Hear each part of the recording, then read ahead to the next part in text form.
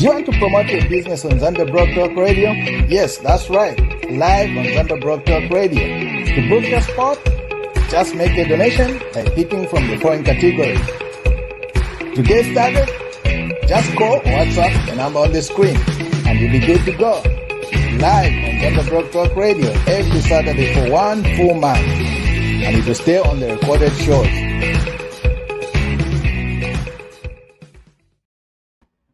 Hello, everybody. Welcome to the show. It is Saturday, August the 13th. We do appreciate you joining us.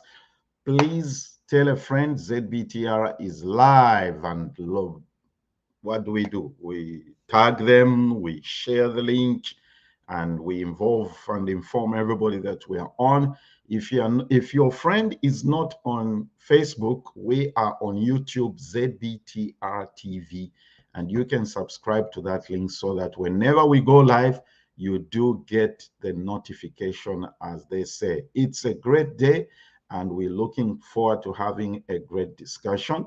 Let me introduce my co-host here, Mr. Mashonga. How is Lusaka today? Good afternoon. Good morning, good afternoon. Lusaka is great. How's Texas? Texas is fine. It has been raining the past few days, so the temperatures dropped a little bit. And let's welcome, like the Bemba say, Abeneva mentioning Kuni's been missing in action.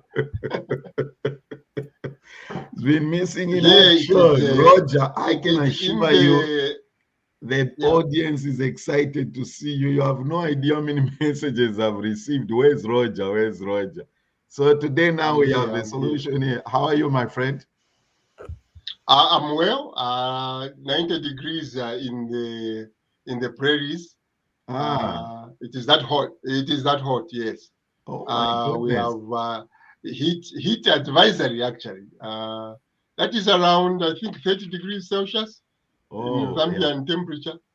So here people are not used to temperatures like that. Yeah, there seems to be this unusual change in the weather and things happening. And even our friends in the UK, in Europe, are actually experiencing extreme weather changes. Correct. And Mr. K, please introduce our guests and let's get underway here. It's another exciting Saturday. Today we have, I would call him a tech savvy. We have Lukonga Lindunda, the co-founder as well as the executive director of Bongo Hive Zambia. Welcome, Lukonga. Thank you. It's good to be here. Looking forward to the conversation again. Yeah, Lukonga, it's good to have you. I was just telling Kasuluba that the last time you were here is December 30th, 2011. Yeah, it's been a long time. Lots definitely to share and to also hear from everyone as well. Yeah. Excellent. All right, Mr. K. Okay. People are very anxious, so we're going to jump right into it. Bongo Hive has been doing some amazing works, I think, since it began and since it started. But then would like to take it back a bit and just try to find out of curiosity, or maybe for even people that would want to get to know more, what gap did you notice back in 2011, Lukonga, that signaled that Zambia needed an incubator or rather an innovation hub? Yeah, good question. I must start off by saying that every time we're always looking for gaps, right? So just because we addressed a gap 10 years ago doesn't mean we are still addressing gaps. I guess the mind of an entrepreneur is to always look for that opportunity in the market. And 10 years ago, the landscape was so different from it with the way it is now. 10 years, even 10, 12 years ago, what we noticed on the continent was a proliferation of mobile devices, right? We had narratives about Africa being a mobile-first continent, right? That people would have access to a phone even before they have access to a computer, right? At the same time, we're seeing quite a number of high-speed fiber cables landing on the coast, different coasts of the continent. And what we then saw was, a reduction in price of internet, devices in the hands of more people. And also, there's a huge opportunity to now leverage the power of technology, right? Now that technology was in the hands of more people, how can we use that to, in one way, right, for people to start businesses, but beyond that, for people to create the impact that this continent needed, like jobs, improvement of welfare and things like that. So when you looked at Zambia at that point, I had the opportunity to go and visit Nairobi in the early stages of Bongo Hive, even before the formation. And for me, seeing what others were doing across the continent, and particularly in Nairobi, was evidence that we were a bit behind, right? What I was seeing in other countries, particularly in Nairobi, where you had, at that time, your big tech companies actively participating in the empowerment of young people, right? So whether it was Samsung, Google, Microsoft, and all the big guys, they were opening offices there. They were either investing in tech hubs. They were also investing in. I remember the Kenyan government at that point was very proactive about reducing the cost of internet. So, seeing all these progressive things happening in East Africa and particularly Kenya, thinking to myself, what can we do differently in Zambia? Because we had a lot going for ourselves as well, but there was a real opportunity in Zambia to be able to not just replicate what was happening across the continent, but to look at what the opportunities were in Zambia and think to ourselves, okay, if other people are doing it, why don't we do it?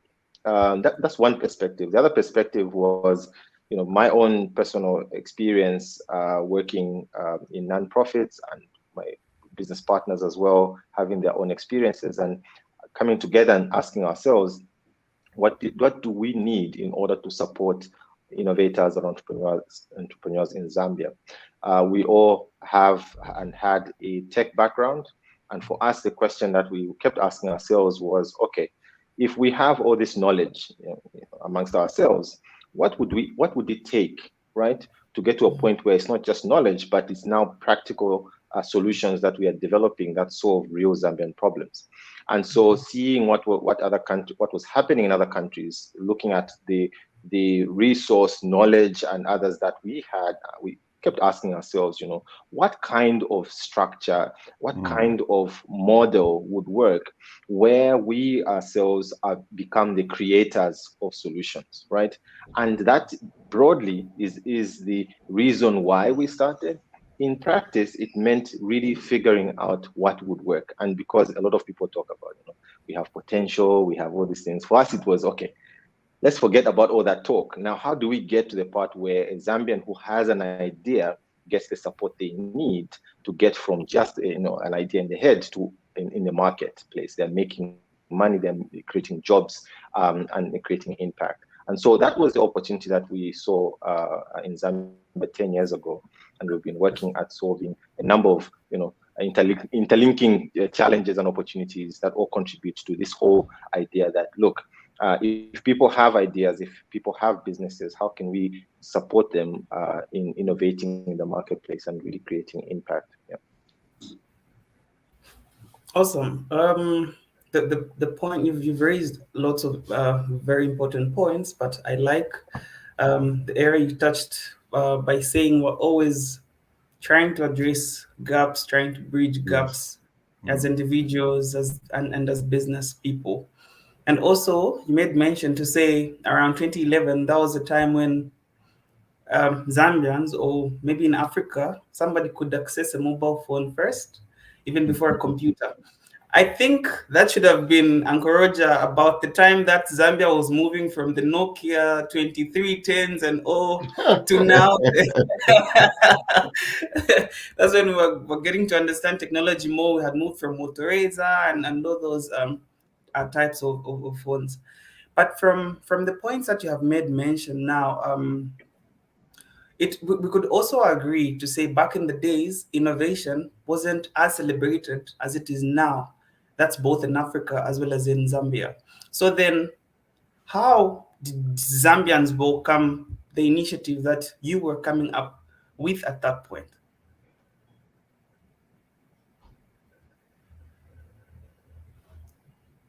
You're on mute, sorry.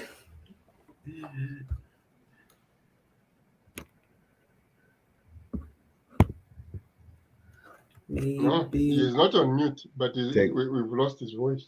Technology. Yeah. Looks. You may have to log out and come back.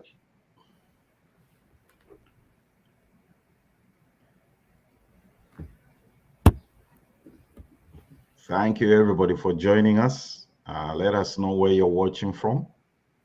We're talking to Mr. Lukonga Lindunda, co-founder of Bongo Hives here. And wow, he just in that first question, he downloaded a lot of stuff, you know. Yes, he did. So, you know what? I didn't realize, Roger, okay, here he comes back, that it was at that time that, yeah. Are you good now?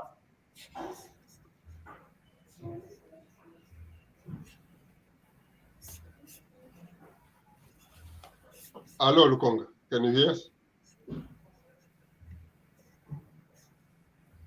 Now you can't even hear us. No, I can hear you now. Sorry. Okay, good. Okay, wonderful. Yeah, so can I continue? Yes. Yeah, so now I was saying that there are two perspectives to this. There was the perception that Zambians had, but there was also the perception that outsiders had. Remember that we, and right now, the context, right now we have about 20 plus partners that we work with, right? So in doing something like this, we understood that we needed to galvanize the right level of support locally and also internationally. And so if I may start off internationally, right? 2011, I'm in Nairobi, and I'm asking, some of the big players, okay, what would it take to start something like this?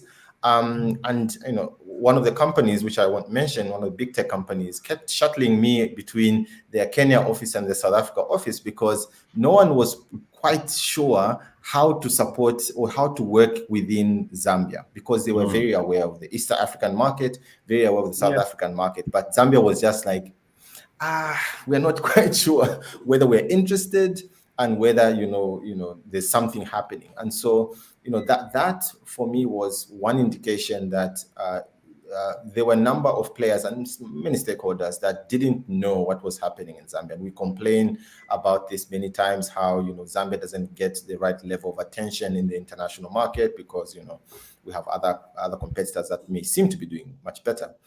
And so there was that aspect as well, which needed us to work harder to convince a number of players out there that there was something worth supporting and also something worth, I guess, doing in Zambia. And that was important, and it took time.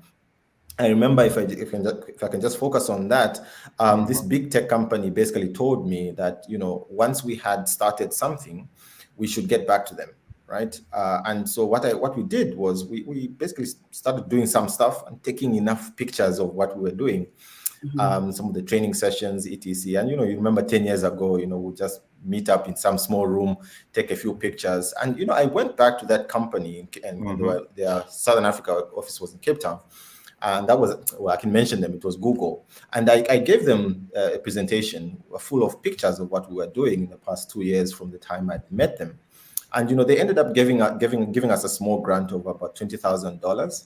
Actually $25,000 because of the work that we had done up to that point. And so that's the kind of work we had to put in to get the support that we got, right? So be able to demonstrate that we're doing something, take pictures, go out there, visit their offices, convince them that, this is worth supporting. Locally, though, and you were talking about the motor razor and all those things. One of the first events that we ever attended, right? Was a small event at the University of Zambia. There were some people that were trying to run a competition there for Android app development. And, you know, one person asked in the room to say, and there were about 40 people in the room, and someone asked the question, you know, who knows what Android is? And there was probably about 5 people out of 40 that actually knew what Android was, right? So that showed you that it wasn't just about, you know, our passion, right? In working with others, we realized that they didn't, and not to say that people were ignorant. It's just when we began to understand our market better and the people that we're dealing with, we got a lot of feedback. And part of the feedback we got was that even in universities, they were not teaching people how to build mobile apps, right? Oh, wow. And and remember, this is me now. This is us talking about Africa as a mobile first continent. And you're at the institution of highest learning, I guess, the University of Zambia. Yes. And you find people, students don't know how to build apps, right? So when you're talking about the perception, right, how people took up what we were doing, I can summarize it. Firstly, is people thought we were crazy, right? Right? And we had such statements before where people were saying, you know, these Bongo guys, it's like they live in the clouds. But over time, you know, in realizing that, okay, people didn't understand what Android apps were, it meant we needed to introduce these things. And that's the step we had to take. So I remember at the end of 2011, we ran possibly the first mobile app training, development training workshop in Lusaka, at least, or in Zambia. And so when you ask me what was the response, for us, even when the response was negative, we had to figure out, okay, how do we change the scenario, right? If people, players like universities didn't do these things, you know, and no one is doing it, might as well do it, right? And over time, what we had to do was to educate the market, right? Educate people what the opportunities were, what we were trying to do, what the models were across the world, and step by step take people, you know, through what we expected them to know, because we had a big goal in mind, right? That the ecosystem itself needed to become more mature. And so we were patient enough to be able to educate people. Even, you know, people would come through and say, you know, what is an innovation hub, right? And you have to explain step by step, you know.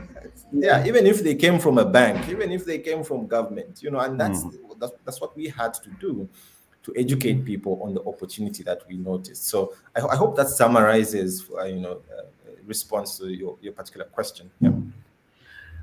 Before, sorry, okay, go ahead, Lucas. Before Uncle Nathan comes in, there's something very important that Lukonga has brought out. Because it was going to be my next question, but he has actually answered it in what he was saying. He said, so before the potential funders, then prospective funders, were looking for action. They were looking for what Lukonga and the team had been doing before they could actually really come in.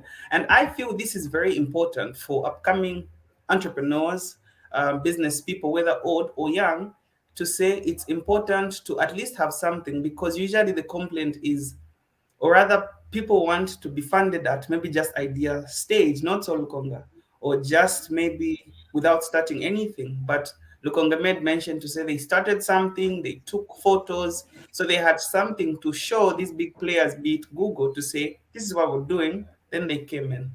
Uncle Nathan. Yeah, you're basically sort of addressing the point that I want to raise as well. Lukonga, one would think that the big high-tech companies that you were dealing with would quickly jump onto the idea, because there was nothing in existence. You see, the way my reasoning is, I'm like, this is, what's the word? There's nothing going on here. This is good ground. Let's get something started. Why the pushback? Yeah, there are lots of reasons why. one of the consistent ones, right? One of the consistent reasons why much larger tech companies or significant players wouldn't want to do something here is because of the size of the market, right? Okay. With 18 million people, it's not as competitive as Kenya, South Africa, Nigeria, right? And we're talking, and even here we're talking about population size. But if we really talk about purchasing power, you talk about a couple of areas, you will find that it's much easier to talk. In fact, more significant to talk about a Southern African narrative, which is how do we present ourselves as a region, as opposed to just saying Zambia. But you also find that these companies aren't present in even our neighboring countries, right? It's really just either in Kenya, as close as Kigali, then they go to South Africa. And so it's really, one is size of market, but what we are beginning to see, and this is my last point on this, what we're beginning to see also, and over time is, particularly with this new administration, and there's a lot of optimism because there's a role that politics can play in being able to attract the right level of investment into countries like Zambia. And I think Rwanda is a good example of how proactive governments can really attract the right level of engagement from private sector. So I think there's a solution as well to this kind of problem. Yeah. Yeah, look, I have 1 million questions as always. First, number one, you've mentioned 11 years. How would you characterize your growth right now, from 2011 to today? Yeah, good question. Our growth has been hard. But I'm also optimistic about the next 10 years of Bongo Hive. The reason why it's been hard is, when you begin to look at some of the models that are really successful, they leverage on existing platforms, right? There are a lot of things that we've had to start almost from scratch, right? And that's why it almost looks like progress is slow. But because we have done the legwork and done quite a bit in collaboration with a lot of other players as well, it means that in the next 10 years, we can run even much faster. One of the notable things is, for example, we've never received money from government, right? Wow. So that's important, right? Also that, like I mentioned, in terms of skills and talent and expertise, Zambian universities have sort of been playing catch up, and this is a worldwide problem. Let me not single out just Zambian universities, but you will notice that in catching up with either fourth industrial revolution or skills that are relevant for the marketplace, there's a lot of catching up that has to be done. So even when we have the ambition of supporting startups that can grow and create impact across the world, it also does come down to the kind of talent and skills that we have amongst the Zambians. In simple terms, if we can have people with world-class skills, we can move faster. But a lot of things are having to fall in place along the way, and so it's been much harder, right, to get to where we are now. But I'm also optimistic that a number of things are falling in place. So the next 10 should look different. Yeah. By the way, where Bongo Hive is, you are making me miss home, because my friend George Churumanda is next door house. That is, yeah. So I'm seeing you like I'm home. So I'm not happy. I'm not happy about that. Anyway, let's continue with our discussion. Your next point in bringing new players, I was thinking about the Indian Silicon Valley. It was the Indian diaspora who moved that Silicon Valley from Silicon Valley in San Francisco to Silicon Valley, I don't know what town it is, in India, and everyone. Yes. How aggressive are you, Lukonga? Actually, this one is a practical question.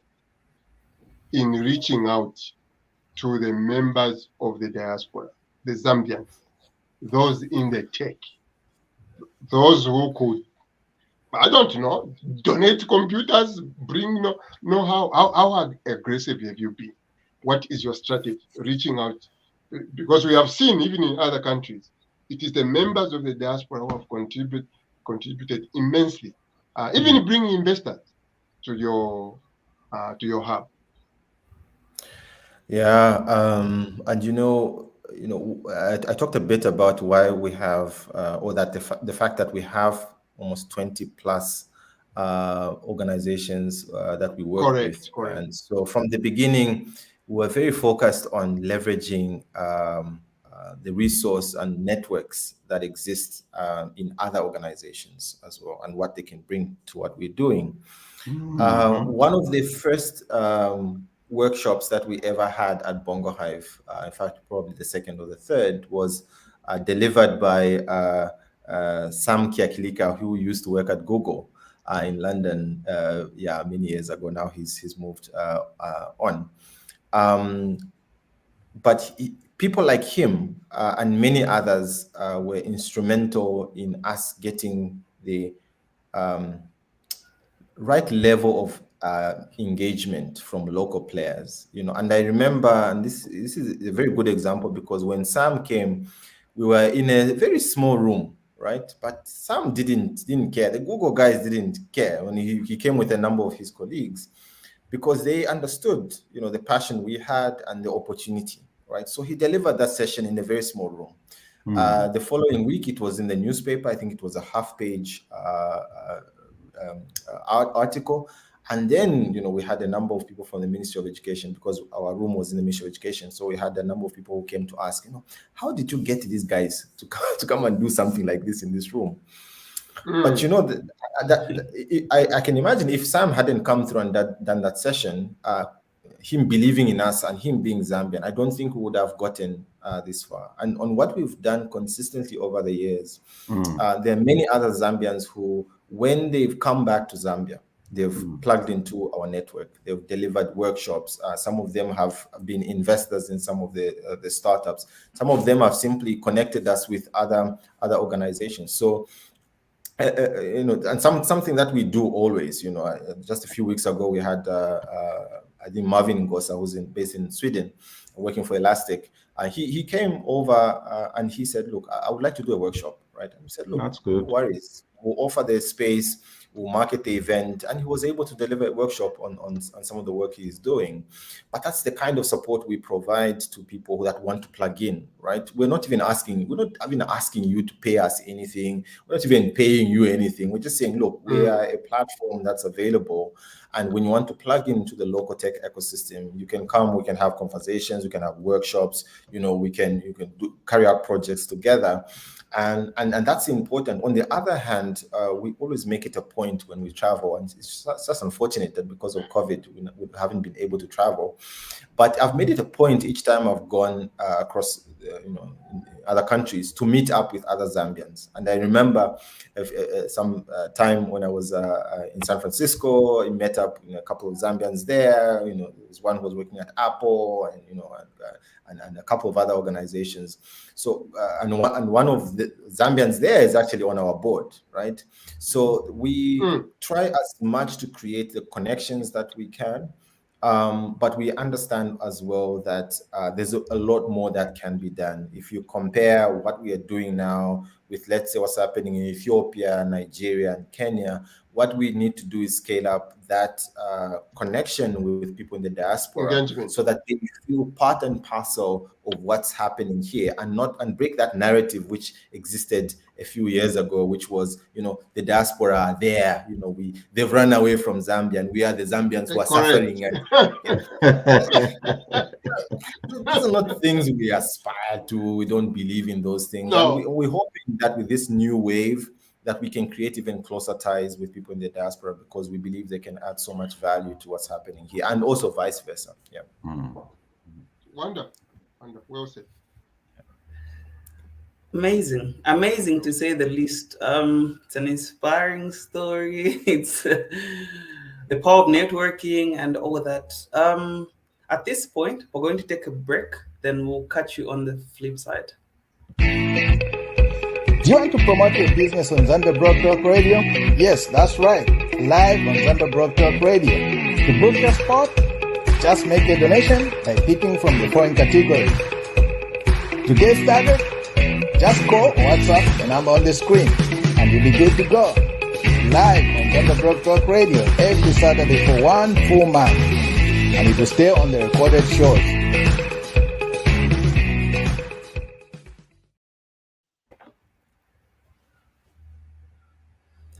You are live on Zambia Blog Talk Radio. We are having a conversation, or rather a chat, with the co-founder as well as executive director of Bongo Hive Group, Lukonga Lindunda.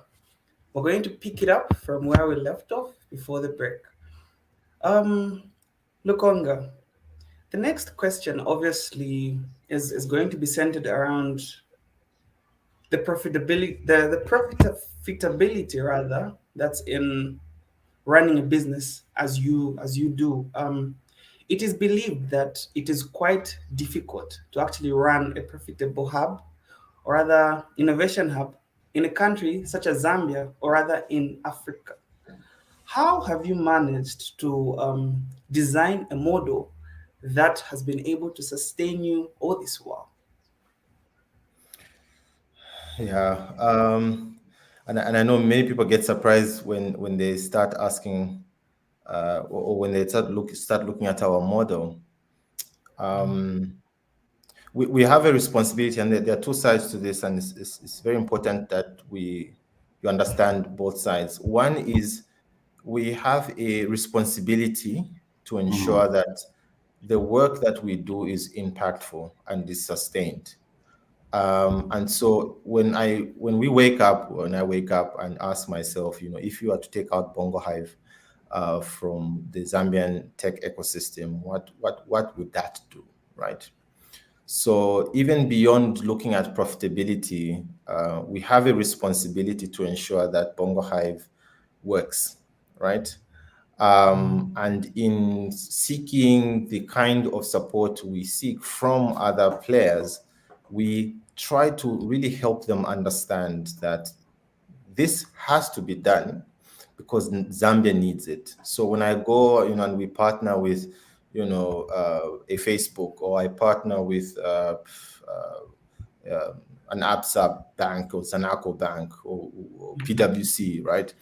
What we are trying to let them know is that when they provide us with the resource, when they provide the entrepreneurs with the resource that they need, that they create impactful businesses that in turn hopefully can become their clients.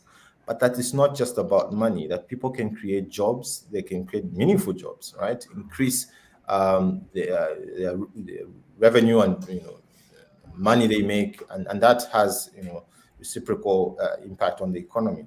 So, and that's very important for our model, right? Right now, for example, we have a partnership with Liquid. They provide us with free internet, right? So we don't pay for internet. The entrepreneurs in our programs get legal advice from Musa Dudia and company, which is one of their clients is Zambif, right? They've taken Zambif to the London Stock Exchange, right? So the level of expertise that the entrepreneurs get is world-class, right? They can get world-class internet, they get world-class legal advice. Recently, we signed a partnership with PwC to be able to provide accounting, audit, advisory to the startups. So that's a significant part of our model, because imagine if we had to pay for all those things. I wouldn't be able to afford. These are people who get paid, I don't know how many hundreds of dollars per hour, right? But they've come on board because they recognize that they also need to be able to invest in the local economy, right, in the entrepreneurs. So that's significant. So when you see us do the stuff we do, it's because we have the right kind of partners to be able to do what we do. And in some cases, like the recent program that we completed with Meta, where we're training about 2,500 entrepreneurs on how to use Meta platforms. Wow. Our partnership with Meta enables the entrepreneurs to get the right level of skills, right, to be able to really leverage those platforms. So those partnerships are really key. On the other hand, we also understand that there is an opportunity in the markets to deliver a service, and that service makes companies competitive, right? So a number of services we provide in the market are for us, is we've basically identified and placed ourselves, positioned ourselves in the market, right, where we can tell big banks, big organizations to say, we can help you be innovative, right? We are not just working with entrepreneurs, but we can work with your staff and help them to be entrepreneurs, right? So there's an innovation technology consulting unit that we run, and some of the largest institutions in Zambia are some of our clients, right? Because we've taken it another level. We understand the market, and the market is not just entrepreneurs, but it's also the large corporations that are looking to innovate in the marketplace. We also build technology platforms for them. We also have a co-working space called the Hive co-working space, and some of our clients at the moment are some of the significant startups on the continent. So, Flutterwave, for example, rents space from us. Yellow Card, which is a Bitcoin startup, they rent space from us. So we become a platform for many of the startups that want to be able to roll out into Zambia. Of course, they pay us for the service. Very straightforward. The last bit, which is much more interesting for us going forward, is we have an early stage fund that we're building called Bongo Hive Ventures. And the opportunity there is that with all the startups that go through our programs, we want to be able to also invest in those startups. Right now, we don't. And the opportunity there is, if we're currently looking to raise a $15 million fund. If we are able to deploy that kind of money in 10, 15 startups, high growth startups in Zambia, we do expect that in the next 5, 10 years, if we consistently do that, we begin to leave a footprint in these startups, and also that we can generate some gains, some return, from them in the long term. So it's very much a sometimes complicated model. We have about 30 staff, and we all do different things on the team. But really, it's about identifying the opportunities in the market and trying to make sure that they all fit into the narrative, which is that we must be in a position to support innovators and entrepreneurs, whether they are in startups, whether they are in large institutions, and we must help them, either by building the right technology, either by changing the mindset to an innovative culture. But all this is connected so that Zambia becomes the place where people can start and grow the high potential startups. Yeah. Zambia becomes wow. that's really. Let me follow up with that question. I'm not saying you made a conflicting statement, but it's a little bit conflicting in my head. You gave Kenya as an example where government is involved in the startups there, and that's why they have blossomed. They are where they are. But you also reported, I think you looked happy that, you haven't gotten any money, any support from the Zambian government. So I guess this goes to my other question: how much? Because what you are doing, Lukonga, we need government to be involved big time. Like they say in economics, we don't need a movement in Zambia right now. How far behind we are? We need a shift, a big shift. What is your plan? Government engagement. We are engaged with government at different levels. We have been involved early on, and maybe you will know about this, but the minister has been talking quite a bit about introducing a startup act. Okay. I think yesterday, cabinet approved in principle the introduction of a startup bill. What that does is to now create a set or legislation that now focuses on high growth enterprises, venture capital, the coordination of all these players, so that we now focus on really making Zambia a startup hub, right? So we have been involved in that process. We actually pitched the idea of a startup bill to the minister when he came to visit Bongo Hive in October last year. So we understand, that it's important to engage with government on a number of areas. And for us, the policy side of things is where we believe government can play a key role. That's one. And that's why we have engaged. And, government has been very open, even over the years. We've been actively participated in a number of policies. Right now, there's a ICT policy and digital transformation strategy that's being developed by government, and we have ways in which we engage government on that. Secondly, we believe also that government should be able to give money to or support to players like ours for scale. Correct. Right? Correct. So Correct. we believe that we ourselves with other hubs like Bongo Hive, we believe we've been able to demonstrate that it is possible. Right? Now we know that government does things at large scale, right? So we believe that going forward, the role of government is to take a model like ours, right, and be able to scale it nationwide, or even in the region. But we believe that government doesn't have to start from scratch. That we have played a significant role. 10 years is not a drop in the ocean. We have a lot of experience, right? And that's and that's why we believe. Yeah, I know, right? And I do have. We hear you. We hear you. Yeah, exactly. And we believe that's the opportunity.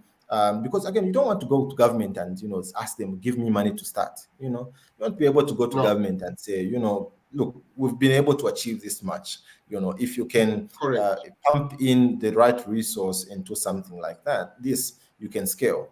And also, I think that the last bit that is embedded in that second point is that we also don't want to compete with other government initiatives. And the role of government is to make sure that we are plugging in, so of course together, that we plug into existing strategies and institutions that are there so that we get the best of both worlds.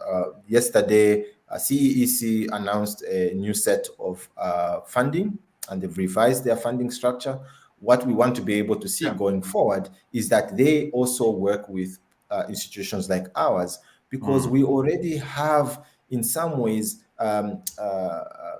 improved the whole process of finding the right entrepreneurs, of building their capacity, so that when they get money, we know that these are entrepreneurs that will really succeed because they've gotten the right level of support from other institutions. So that's the kind of engagement we do expect from government going forward. The role of just coordinating much better with other institutions in government, so that this is something from entrepreneurs' perspective. It's something that is smooth sailing, as opposed to thinking, no, if I go to Bongo Hive, then I can't get government money. If I go to government money, it will be difficult. We need to stop all those things and see how we can plug into each other's. So $1 million, $100 million is presented to you by government. What do you do with it? What is your plan? Good. Firstly, invest in startups, right? Okay. And when I talk about investing in startups, it's doing that at various levels, right? There are startups that will need $5,000 today. When they succeed, a year from now, they will need 100,000. When they succeed, 500, a million, 5 million. So we need to now change the narrative and the way we do things to not thinking that a startup just needs one, big pot of cash. That's when they'll succeed. But to look at ways in which we complement these resources at various stages of the life cycle of business. So funding is important. And also, secondly, it's really important to be able to create the right spaces, right? And there's a role for the physical spaces and entrepreneurs being able to access services with reduced barriers, right? And I've been across the world. I've seen how some of these spaces, for example, you can go to one hub. You'll find in there you have this taxman, you have advisory services, you have mentors, and all those things. And those, we can begin to look at those models now across the country. Of course, make them as sustainable as possible. But we believe there's a key role that physical infrastructure can play in assisting entrepreneurs get the right kind of support that they need. So we think that money, and we also believe that physical spaces can really reduce the barriers for entrepreneurs. Yeah. Excellent. Okay, before we continue, just a few comments here from our viewers from Baltimore, Maryland, watching from Baltimore, Maryland. I believe that should be Priska, if I'm not mistaken. Hi, Priska. And yeah, nice seeing Mr. Roger. Like I said, whenever I mention Nkuni is in town. Richard also says, Avena, Canada, good morning.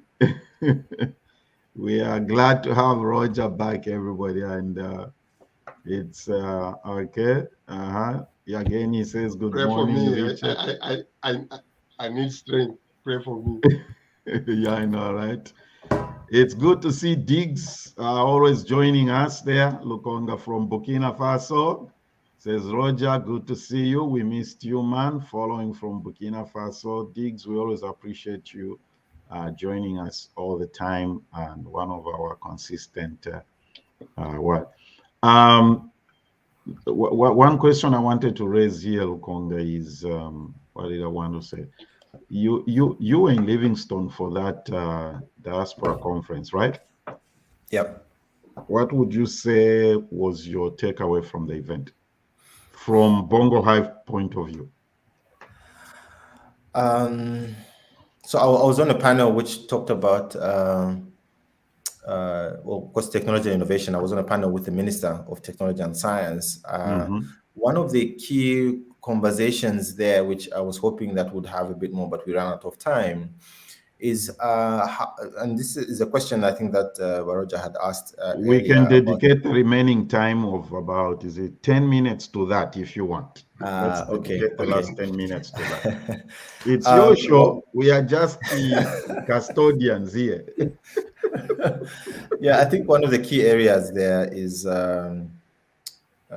how do we really help the diaspora plug into the Zambian tech ecosystem? And one of the key achievements from last year was the setup of the Zambia Business Angels Network.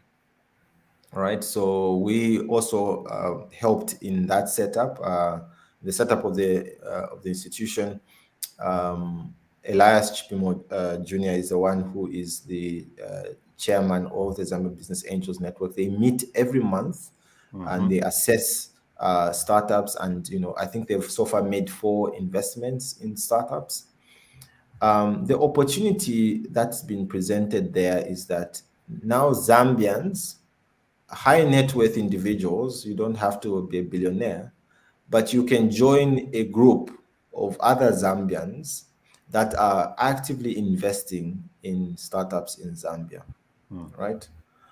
And for me, that is a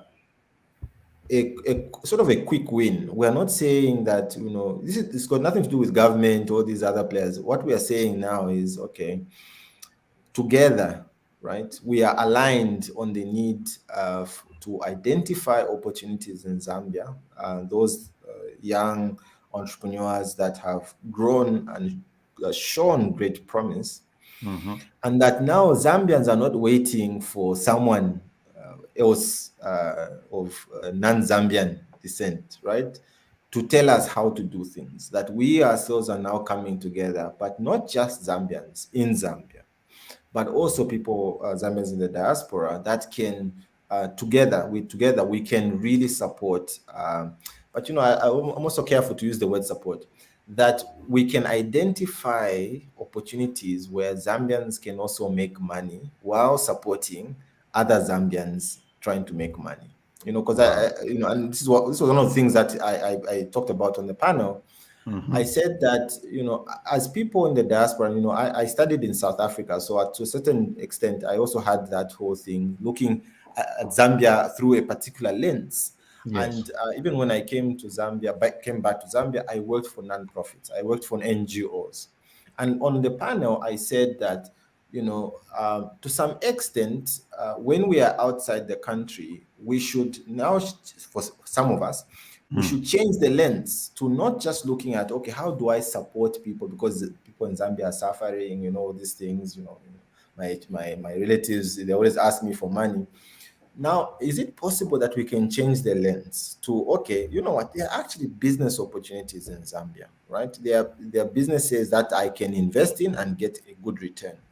So how do we change that lens from just looking at, okay, how do I send the little that I have to go and support people in Zambia, to, you know what, this guy has pitched a wonderful startup idea. They are earning so much revenue. They are showing great promise. How do I now invest in those opportunities? And that's what, on the panel, we talked a bit about it, but that's what we are also trying to change. That narrative that when you look at Zambia, whether you're a Zambian or not, that when you look at Zambia, you're only seeing, money is going in, but it's not coming out. So what we're also trying to do is, on our part, is say, okay, we're working with lots of entrepreneurs. We have seen they are growing. They are even going out and raising money from other investors outside Zambia. Why can't we now present those opportunities to us Zambians? Like you said, some Zambians are doing very well across the world.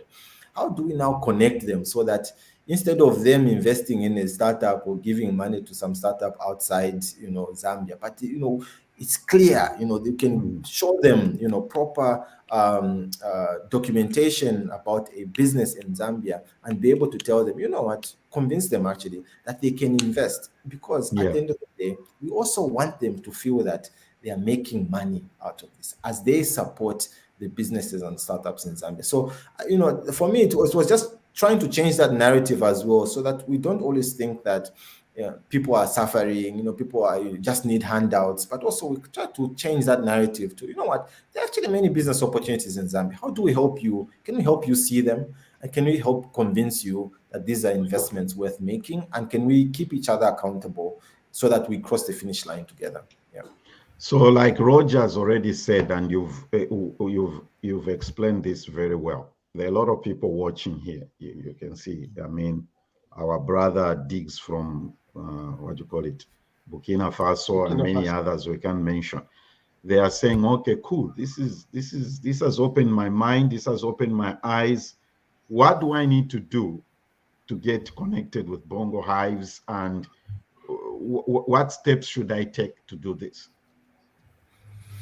Good question. And I think that's where the Zambia Business Angels Network has been important in setting it up as a proper formal entity that is accountable, right? And that's why, I even had to throw in there that, if you have someone like Elias Chipmo Jr. at the helm, that this is something incredible. It's not someone who's waking up today to try to make a quick buck out of people. So we can share. I wish I could share quickly the details of the Zambia Business Angels Network, but they are on all credible platforms. They're on Twitter, they're on LinkedIn, they're on Facebook as well. I could probably share the details even after this call, but you can get in touch with them. They have a membership process as well that they vet you. They do the same for the startups where they vet, and that's one way of getting engaged. We also provide some level of information to people in the diaspora, and I like it whenever you are in Zambia, you actually come and visit Bongo Hive, right? And you have a chat with us, and you actually see the startups. I believe there's so much value you can gain from engaging as well whenever you have a chance to come to Zambia, because we understand the challenges of doing business online and all these things, trust and all those things. Yeah. So that's why for me it's important that whenever you come to Zambia and go on our platforms, you will see we'll host a lot of opportunities. But whenever you come to Zambia, reach out to us.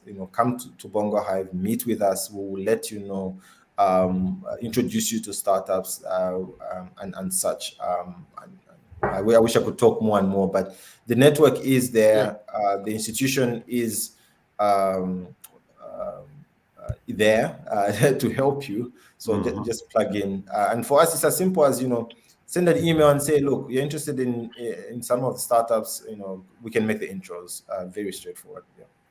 So Kasuluba, you know what this means, right? The next person we're gonna look for is Mr. Chipimo. Most definitely. Yes. Even on Bongo Hive themselves, it shouldn't take another 10 years. 10 years for you to come back here. We can share, small clips. You've seen some adverts which we are asking for here. Maybe you can share some, startup people who are working, and every week we can keep appealing to members of the diaspora. I like the point you have made here, where Zambians are coming together, contributing to support a startup. Maybe if we see some of the things that can be done in 30 seconds, 45 seconds, we show it here. Who knows? A lot of people may come forward and want to support that. But great job, my man. Don't go away when the program is done, because I've got some business to give you. Don't worry about that. Sure.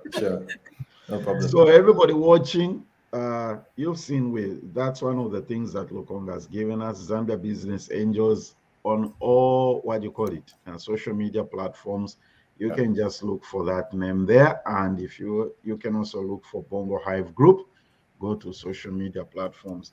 Lukonga, as we wind up here, over the years, where have you drawn the most inspiration in keeping your goals and vision going? That's a good question. Keeping sane. The most inspiration, I think it's a combination, right? And for me, I think the privilege of traveling across the world always inspires me, because I get to see how others do it, but I get to come back to Zambia and try to figure out how to adapt what I've learned. That's one.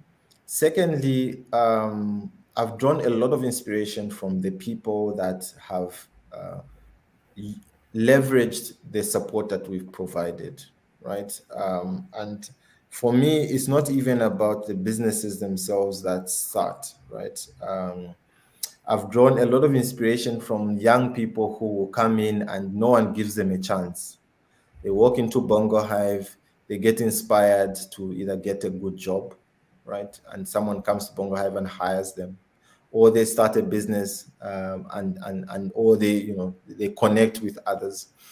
For me, it's the people aspect of it which has been very motivating. That when you can see someone's future changing, by simply taking a step.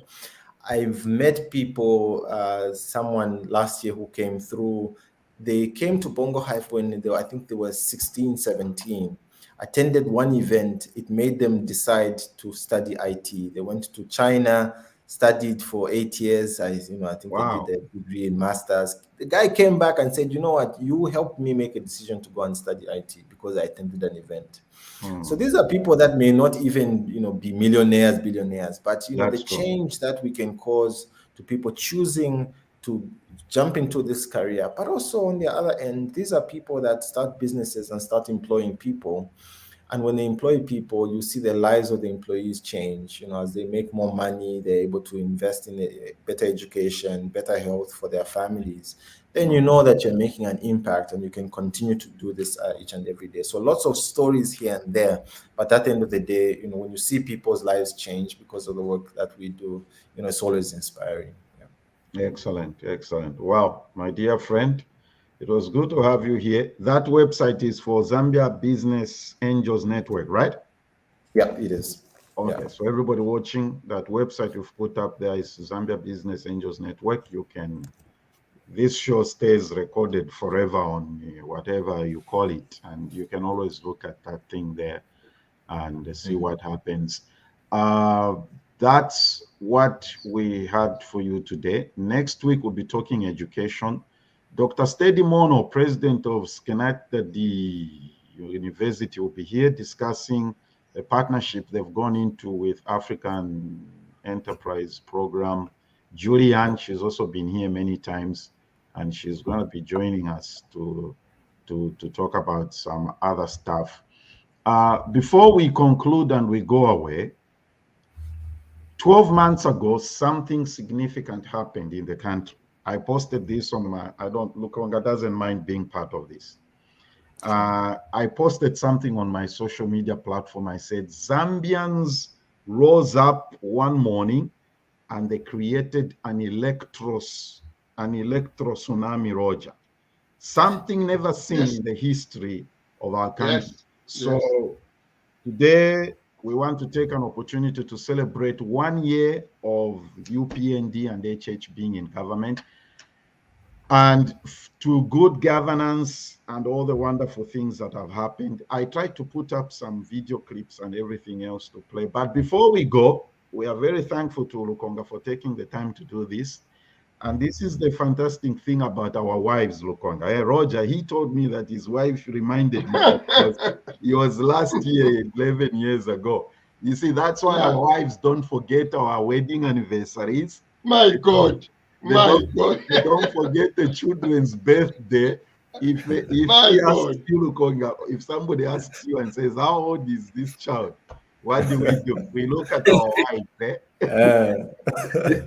So we want to say thank you to Lukonga for being here. But before we go away, I just thought that we should play this. Okay? This is something that I just wanted us to play. Our Heavenly Father, author of life and liberty,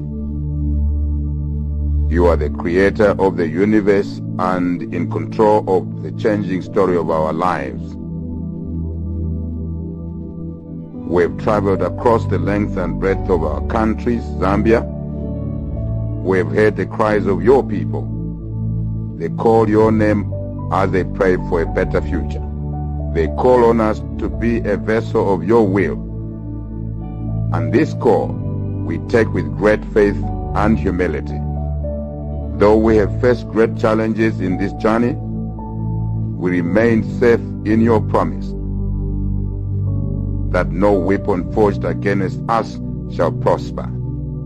You created change to be an indicator of positive growth. We now look to you for our people's salvation. At this crucial moment in the history of our nation, Zambia, please heal our land and unite our people with your everlasting love. We place this election and the future of our country in your hands. In Jesus' name, we pray. Amen.